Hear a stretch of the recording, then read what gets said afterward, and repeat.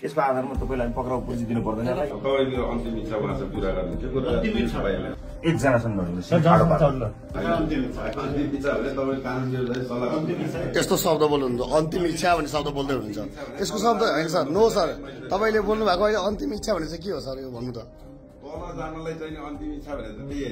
होइन त्यस्तो त्यस्तो बोलिँदैन नि सर सर डेढ साहब हुनुहुन्छ अन्तिम इच्छा भन्ने हुन्छ सर एउटा पक्राउ गर्न आएको मान्छेलाई अन्तिम इच्छा भन्ने हुन्छ त्यस्तो हुँदैन नि सर त्यस्तो हुँदैन नि सर सर अन्तिम इच्छा एउटा होइन अदालतले दिएको आदेश अदालतले दिएको आदेशलाई अन्तिम इच्छा भन्यो सर एउटा डिएसपीले एउटा पक्राउ गर्न आएको व्यक्तिलाई अन्तिम इच्छा भन्दै हुन्छ उहाँले आजलाई चाहिँ तपाईहरुले चाहिँ एकजोडी कानुन व्यवसाय सल्लाह गरेर जान्छु भनेर भने अनि अन्तिम इच्छाको अर्थ के हो देशब हजुरको नाम के हो अरे हजुरको नाम होइन नाम त भन्न मिल्यो नि सर देशब नाम मात्रै होइन तपाईको आइडी पनि हेर्ने अधिकार हुन्छ हाम्रो जसकै नाम होइन तपाईको आइडी हेर्ने नै अधिकार हुन्छ अन्तिम इच्छा पर्ने सर अन्तिम इच्छाको अर्थ के हो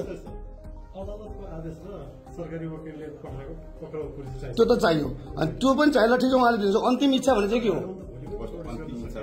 सर अहिले हजुरले अन्तिम इच्छा सर हजुरले अहिले भर्खर तपाईँको अन्तिम इच्छा के हो भन्नुभयो नि सर त्यो पनि बोल्ने तरिका हो सर तपाईँ डेस साहब जस्तो मान्छे होइन हजुरको अन्तिम इच्छाको शब्द त्यही हो आजलाई चाहिँ नि ठिकै छ त यहाँ हामीसँग जानलाई त्यही कुरा गर्नुभएको हो नि होइन र सर यहाँ हाम्रो सभापतिज्यूलाई तपाईँहरूले पक्राउ गरेर आउँदै हुन्छ अन्तिम इच्छा भनेको के हो त सर त्यो सर नबटार्नु भन्ने कुरै होइन नि सर यसको आधारमा तपाईलाई पक्राउ पुर्जी दिनु पर्दैन र यो आदेश त दिनुहोस् न आदेश त आइसकेछ त पक्राउ पुर्जी दिनुहोस् न आदेश त अदालतको पुर्जी दिनु पर्यो नि तपाईले ठिक छ हजुर सब लेख्छु म जाने तयारै छु त लैजानुस् न भनेको यही लेखेर आउँछ मलाई पक्राउ पुर्जी त मलाई जारी हुनु पर्दैन अहिले लेख्ने तपाईले अब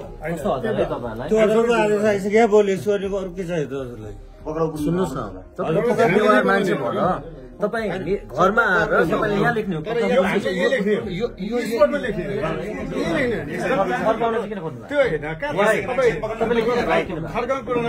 हामीले पक्राउ गर्न आएको कानुन आएको नि कस्तो कुरा गर्नुहुन्छ पक्राउ गर्न आएको पक्राउ गरेर होइन सर प्लिज योमा पक्राउ पुर्जी लेखौँ हामी जाउँ त्यसपछि कानुनमा चाहिँ हाम्रो अगेन्स्टमा जाने ठाउँ छँदै छैन हामीले गल्ती गरेपछि सही गर्नु पर्यो नि मलाई दिनुहोस् न पक्राउ पुर्जी कस्तो अचम्म यार एउटा पक्राउ दिनुहोस् न पक्राउ पुर्जी लेख्नुहोस् दिनुहोस् न भइगयो त ल दिनुहोस् मलाई हुन्छ नि हजुर हामी वकिल साहब भोलि कानुन विपरीत गरेपछि तपाईँ ठोक्नु होला नि त हाम्रो मुद्दा हाल्नु त्यस्तो भन्ने हुन्न नि म त गइसक्छु नि पहिला तपाईँ थान्दै अनि पक्राउ दिने मलाई सुन्नुहोस् न मलाई सुन्ने अनि सम्मान गर्छु पत्र दिनु न पत्र ए पत्र दिनु न मलाई ए ल भयो पत्र दिनुहोस् भइ त को त केही गर्नै परेन त पत्र दिनुहोस् लैजानुहोस् एउटा पत्र त मैले दिनु पर्यो नि पत्रै हुन्न र पत्र दिनु नभइगयो त विवादै छैन त म गइहाल्छु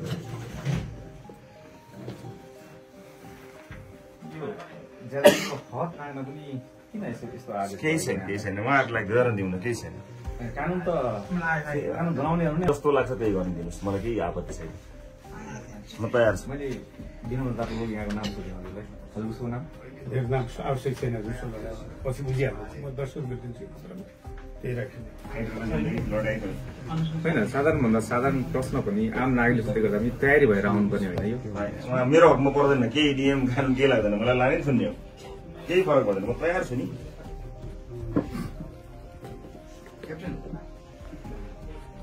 सरकार छ नगर्न पाए के भयो यो त हामीले लाइभ नै गर्नुपर्छ आम जनताले जान्न बुझ्नै पर्ने कुरा होला नि यो त जान्न पाउँछ होला नि एउटा पूर्व गृहमन्त्री जस्तो पदमा बसेको पार्टीको जिम्मेवार सभापतिज्यूलाई उसको घरमा आएर यहाँ बसेर लेखेर अनि पत्र लेखेर लेख्नुहोस् न यता नहेर्नुहोस् यार लेख्दै हुनुहुन्छ नि लेख्नुहोस् तपाईले कानुन बुझ्नु भएको छ तपाईँले जति पढ्नु भएको त्यति नै पढाएको छु कानुनको कुरा के हामीले बुझेको छ वकिल साहब हुनुहुन्छ बोल्नुहुन्छ ठिक छ है यो पुरो नगरपालिका बसेको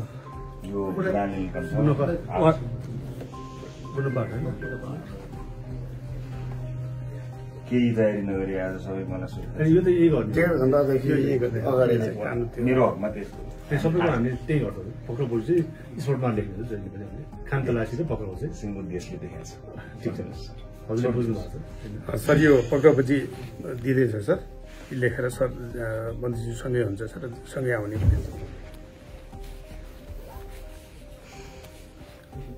हजुर नाम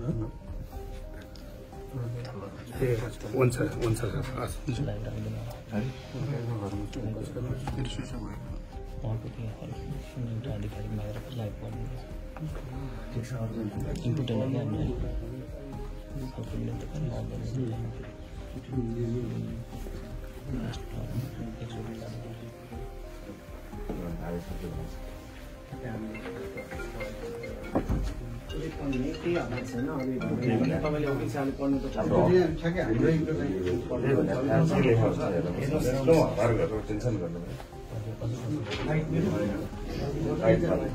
हाम्रो पछाडि होला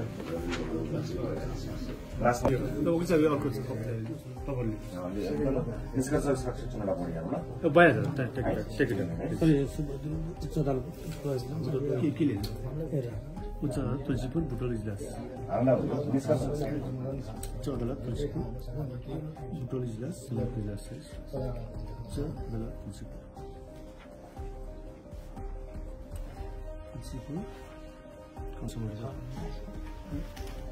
सहकारी ठगी समितिको छु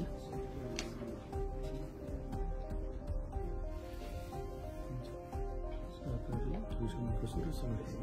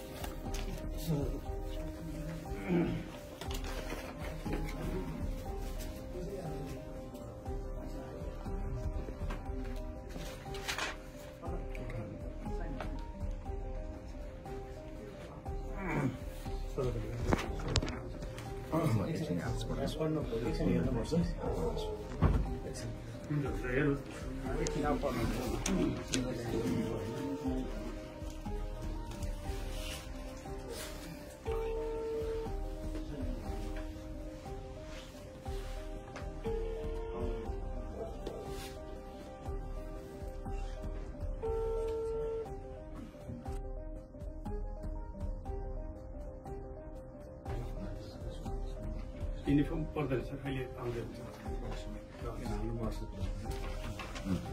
ठ्याक्कै कुरो यहाँ पढ्नु पर्यो नि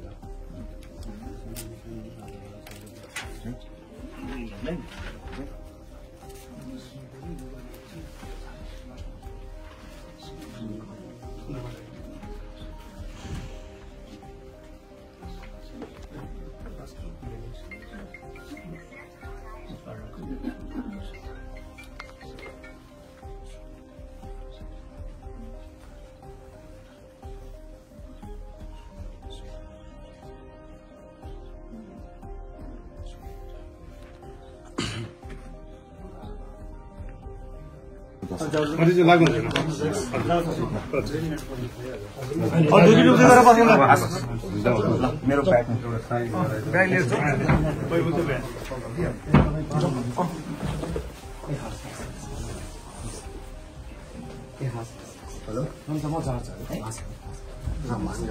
भगवान् छन् न्यायप्रेमी जनता छन् केही फरक केही समयको परीक्षा हो है चिन्ता नगर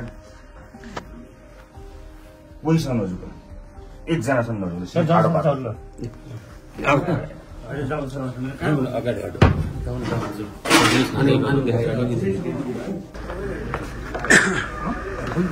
गाडीमा राखौँ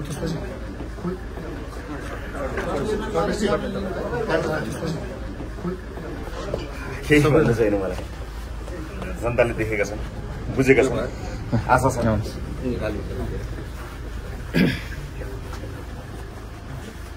लडाइँ लामो हुन्छ भन्ने मलाई थाहा थियो लड्छु म केही छैन आज अदालतप्रति सम्मान छ मेरो छोडिदिनु बाटो छोडिदिनु है क्लियर छोड्नु है त्यसमा यसमै हो गइहाल्छ म फास्ट यसमा हाम्रो को जान पाउँछ कोही पाउँछ यसमा पाउँदैन हामी किन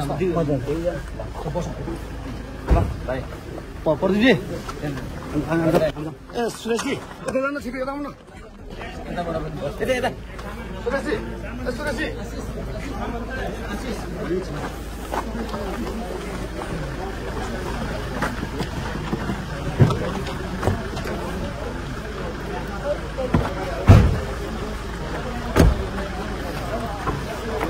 तिम्रो अहिले यो जाँदाखेरि के राख्नु केही थाहा पर्दैन होला गेटमा चाबी चाहिँ छोडिदिनु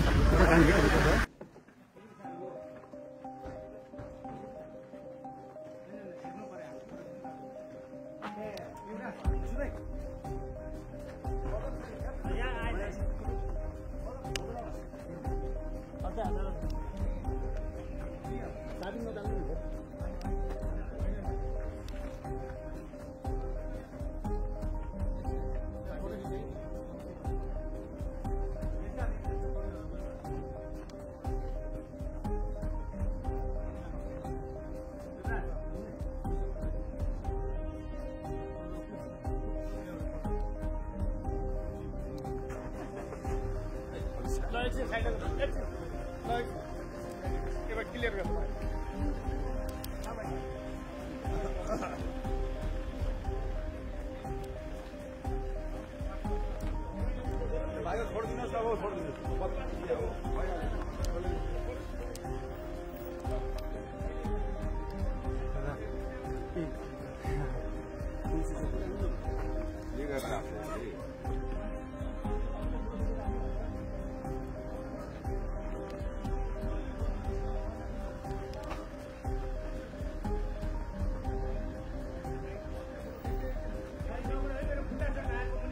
अरे त्यो मेरो साइन हो त साइन गरेको फोटो खिच्न देऊ न सानो कुरा यार फोटो खिच्नु यो उहाँको लागि हो कि हजुरले फोटो खिचेर सरलाई दिएको खोइ होइन सरलाई त्यो किन साइन नभएको पेपर किन दिनुहुन्छ एउटा उहाँको हो एउटा हामीसँग रहने खोइ त सरको चाहिँ उहाँको चाहिँ हामी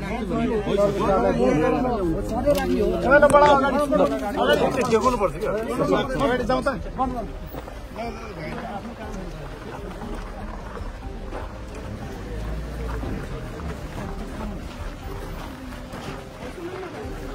सुन्नु